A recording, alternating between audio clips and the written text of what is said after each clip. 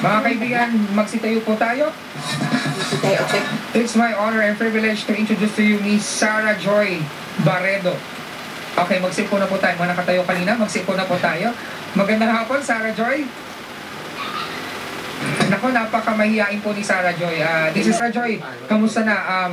Fresh from your winning sa NCR. Ito po, nakikita niyong medal na to. Yan po. Ang napanalunan ni Sarah Joy sa NCR, palarong pambansa 2012. Nakakuha siya ng gold medal para sa age bracket na 15. Yes. Under age of 15 sa women's division. Sino-sino mga nakalaban mo, Sarah Joy? Sa finals po, si Alden Concepcion, Quezon City.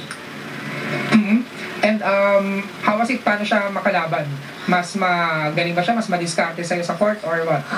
Mas bata yung Mas bata siya sa'yo? Ilang taon siya? 11. 11. And you're 12 years old and you're standing at 158 centimeters. Ha? Yes. Parang unusual yung height mo sa isang 12 years old or matangkad.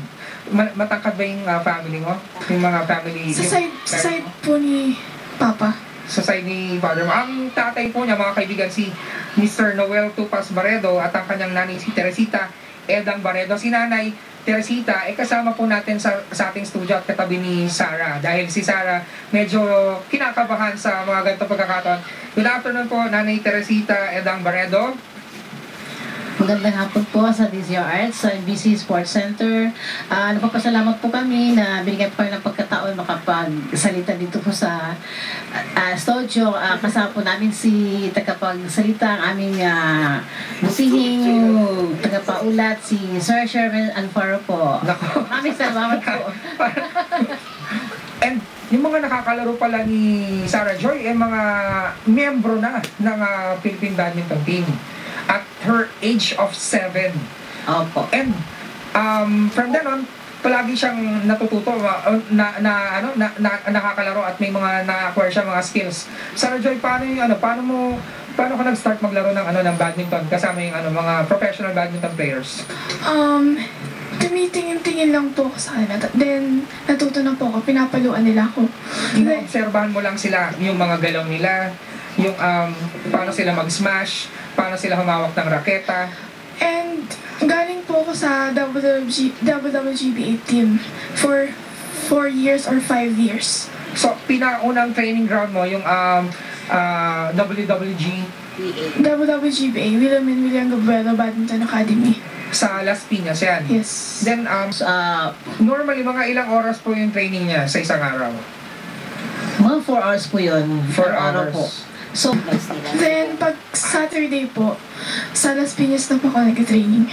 On weekends, doon ka sa team mo sa Apo. WWGBA. Tapos, Apo. sariwa pa, bago pa lang to. last week, nanalo ka naman ng Sa doubles po yan, with Faith De Vera. women's doubles, Apo. age under 15 category. 15. Apo. Wow. Opo. Kung ipagpapatuloy ko po ang pag-training ko, kung magpapursige pa po ako. And syempre sa mga gatong instances, paano nakakatulong yung Philippine Sports Commission sa inyo? Yan. Si Mami Teresita, she's working with PSC, and ikaw may training ka na parang isang paa mo na yung nakaapak sa loob ng national team na chances are mapagwagian mo tong NCR, tong palarong pambansa, parang may possibility na ma-adapt ka na sa Philippine national team. May mga ganun bang usapin na? sa ngayon po, dahil bali araw-araw po kasi siya sa PSC. So, malaking pong tulong ang Philippine Sports Commission dahil libre po siya mag-training sa badminton hall. Araw-araw po 'yon. Pag magkaroon po ng PSC na project na magkaroon ng selection for junior, sana po makasama po siya. And itong selection na to, nangyayari to once a year. Once a year po. So once a year na kumukuha sila ng mga talents on a national level, and then ginagawa ng in-house talent yung sa PSC, and tinitrain yun. At ang gagawin mo ay mag-aral, mag-training, mag-aral, mag-training. Everyday.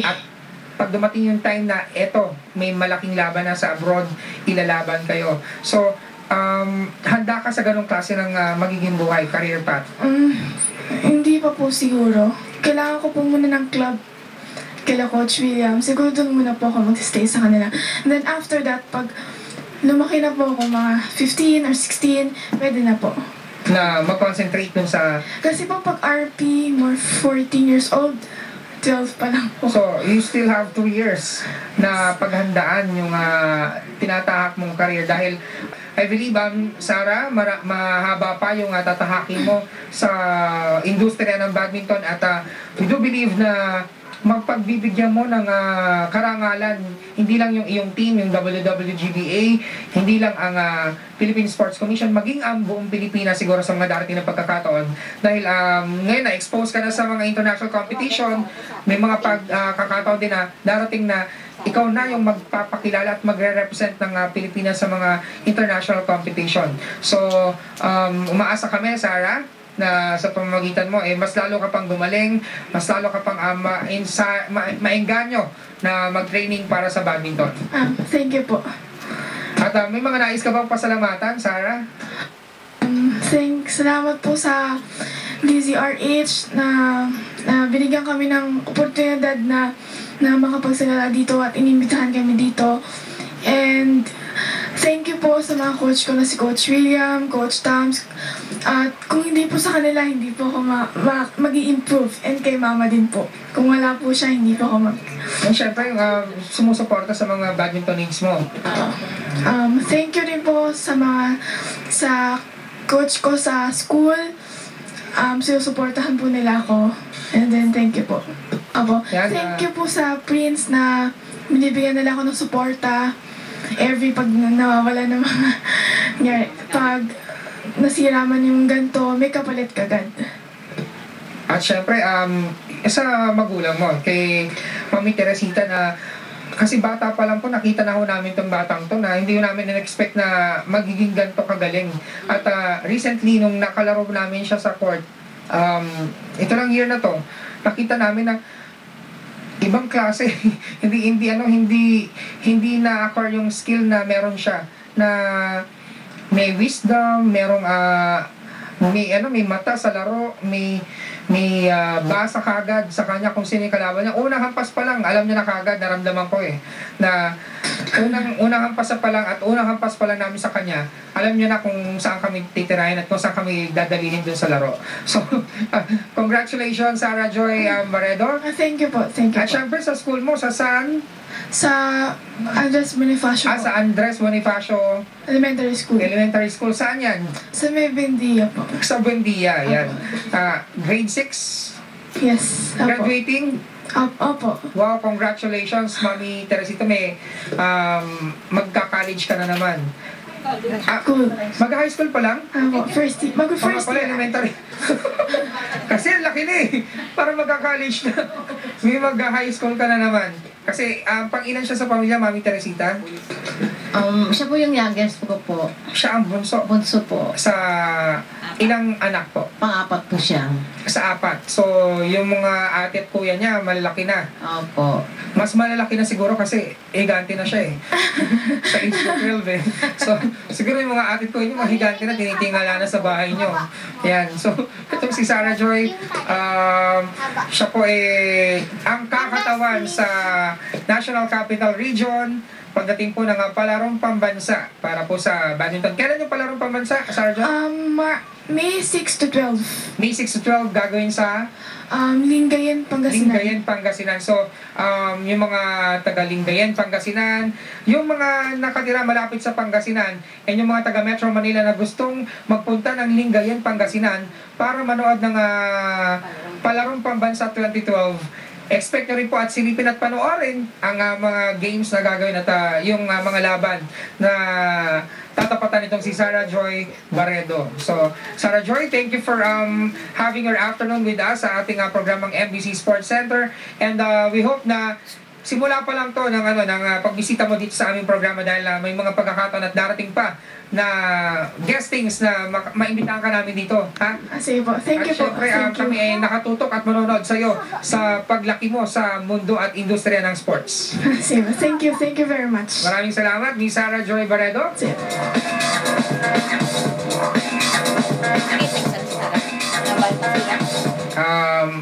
Nakakatuwa ho na sa ganito mga pagkakataon, may mga bata na ang dedikasyon sa larangan ng sports, ganun-ganun na lamang po. Dahil alam naman natin na sa kasalukuyang takbo ng panahon, mas gugustuhin pa ng mga bata na mag-Dota, mag-Counter-Strike, makipaglaro online, mag-Facebook na maghapon, magdamag hanggang sa tubuan na ng kulaba sa kanilang mga mata. Ha? Pero may mga bata pa rin po na nakatutok at na nakatuon yung atensyon sa pag-aaral, at the same time sa paglalaro ng sport, kagaya ng paglalaro ng badminton. At sa laro po ng badminton, wala pong ni isang parte ng katawan nyo ang hindi papawisan. Ha? At kung sanay ka sa loob ng badminton court, sanay ka rin sa pawis. Dahil kung paano maglaro yung mga basketball player, doble po siguro yung effort dahil sa liksi ng katawan, bilis ng isip at sa iba't ibang stance ng paa sa loob ng badminton court. Yan po yung pinagtsatsagaan gawin ng ilan sa mga atleta natin na talaga namang binubuhos yung kanilang galing. Lalo po sa Philippine Badminton Association, sa Philippine Sports Commission, at sa grupo po ni dating First Lady Ming Ramos na Philippine Badminton Association.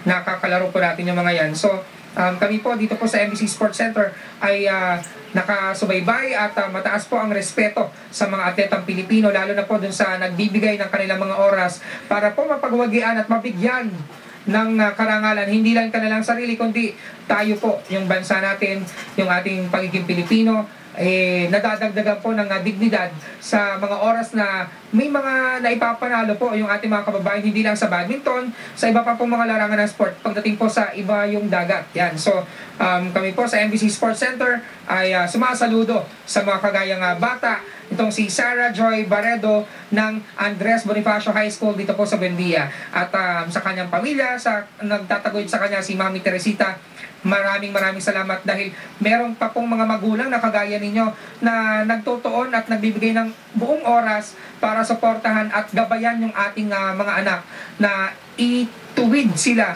sa magandang career path. Eto nga, sports. At hindi lahat nagsasucceed, hindi lahat nagiging mayaman, hindi lahat nagiging magaling sa sports. Pero kapag napagtuunan po ng pansin at tamang direksyon ng mga magulang kanilang mga anak sa sports, magiging maganda po yung kinabukasan ng kanilang mga anak. At naniniwala po kami sa kasabihang kapag may tiyaga, may nilaga.